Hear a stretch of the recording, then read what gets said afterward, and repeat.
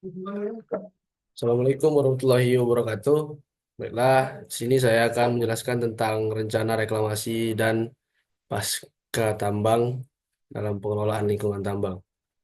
Perkenalkan nama saya Muhammad Imam Safar Pratama dengan NIM 0302 1382 227095 dari kelas A Indralaya, angkatan 2022.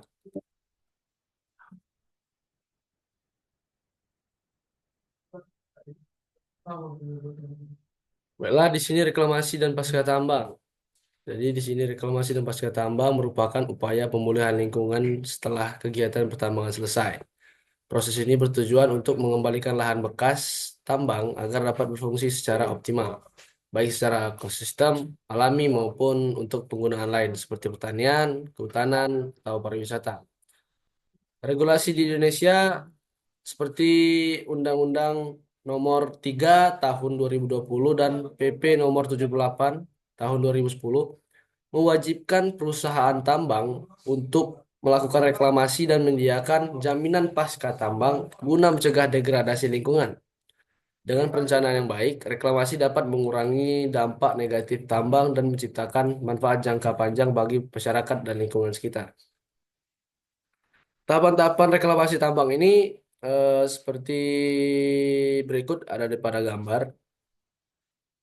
Jadi pembentukan disposal, pengangkutan topsoil, pengamparan topsoil, penataan lahan, pemeliharaan lahan dan pemantauan, penisipan tanaman lokal, penanaman cover crop dan tanaman pioner, lalu pembuatan saluran drainase dan pengendalian erosi. Berikutnya ada analisis wilayah, ada pembagian menjadi 5 wilayah di sini. Wilayah 1A warna merah, wilayah 1B itu berwarna ungu, wilayah 2 itu berwarna hijau, wilayah 3 berwarna orange, dan wilayah lubang tambang. Wilayah 1A. Di wilayah 1A ini tanahnya masih belum baik untuk dilakukan revegetasi karena kualitas tanahnya rendah. Jadi harus ada perlakuan khusus untuk bisa kita memanfaatkan yang mana dilakukannya perbaikan tanah dengan memberikan material organik dan batu kapur untuk memperbaiki atau menetralkan pH-nya. Setelah baik, maka akan kita tanamkan tanaman pionir seperti gelam, akasia, dan bambu. Di wilayah 1B, wilayah ini berbeda dengan wilayah 1A karena wilayah ini memiliki tanah yang lebih baik dari 1A karena sudah bisa langsung ditanami tanaman. Pada wilayah ini akan ditanami tanaman endemik khas Kalimantan, yaitu ulin, anggrek hitam, serta Rafflesia arnoldi yang mana untuk mengembalikan fungsi ekologis. Selanjutnya ada wilayah 2. Wilayah ini akan dijadikan pusat ekowisata yang berkolaborasi dengan masyarakat sekitar, pemerintah, dan juga perusahaan tambang yang mana hal tersebut juga dapat menjadi destinasi wisata yang menarik. Di wilayah ini juga akan dibangun homestay, wisata alam, wisata edukasi maupun wisata petualangan yang dikombinasikan dengan wilayah lain juga yang telah dikelola. Di sini akan dibuat tempat kuliner khas daerah setempat. Di wilayah 3 yaitu agroforestry. Di wilayah ini bisa dikelola dengan sistem lahan yang mengombinasikan tanaman pertanian dengan pohon kehutanan dalam suatu lahan yang sama untuk meningkatkan produktivitas, keberlanjutan, dan manfaat ekologi. Contohnya pohon karet yang ditanami bersama tanaman obat tradisional seperti jahe, kunyit, temulawak yang memiliki nilai ekonomis yang tinggi. Wilayah lubang tambang. Di wilayah ini akan dibuat danau karena bekas tambang. Jadi proses pembentukan danau pasca tambang ini pertama-tama itu pengisian air.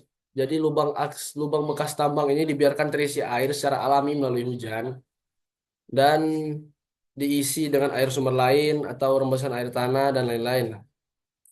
Selanjutnya ada stabilisasi lahan. Di tepi dan dasar danau akan diperkuat untuk mencegah terjadinya longsor agar bisa memastikan keamanan bagi pengunjung. Selanjutnya ada pengelolaan kualitas air. Dilakukan pemantauan pH, kandungan logam, berat, dan ekosistem air untuk memastikan air aman bagi lingkungan dan wisatawan. Karena lubang bagian bekas tambang biasanya akan jika diisi air masih mengandung zat-zat logam yang berbahaya bagi manusia. Selanjutnya ada penghijauan dan rehabilitasi. Penanaman kembali di sekitar danau untuk menciptakan ekosistem yang seimbang dan indah agar tidak gersang. Selanjutnya ada pengembangan fasilitas wisata seperti dibangunnya infrastruktur seperti jalan pejalan kaki, tempat duduk, area bermain, dan wahana-wahana wisata air. Jadi kesimpulan dari presentasi saya pada hari ini, reklamasi dan pasca tambang merupakan pemulihan lahan bekas tambang agar dapat berfungsi secara ekologis, sosial, dan ekonomi. Proses ini mencakup penataan lahan, perbaikan kualitas tanah dan air, serta penanaman vegetasi untuk mengembalikan keseimbangan lingkungan. Selain itu, reklamasi juga dapat dimanfaatkan untuk berbagai kegiatan-kegiatan positif yang produktif seperti pertanian, kehutanan, peternakan, dan ekowisata, sehingga memberikan manfaat panjang bagi masyarakat sekitar. Partisipasi masyarakat dalam reklamasi ini sangat penting guna memastikan keberlanjutan lahan pasca tambang, baik melalui pemanfaatan lahan secara ekonomi maupun pengawasan terhadap rehabilitasi lingkungan. Dengan dukungan pemerintah, perusahaan tambang, dan komunitas lokal, reklamasi dapat menjadi solusi yang efektif dan mengurangi dampak negatif pertambangan, serta menciptakan ekosistem yang sehat dan bermanfaat bagi generasi mendatang. Mungkin itu saja yang dapat saya sampaikan. Lebih dan kurang saya mohon maaf. Wabillahi taufiq hidayah. Wassalamualaikum warahmatullahi wabarakatuh.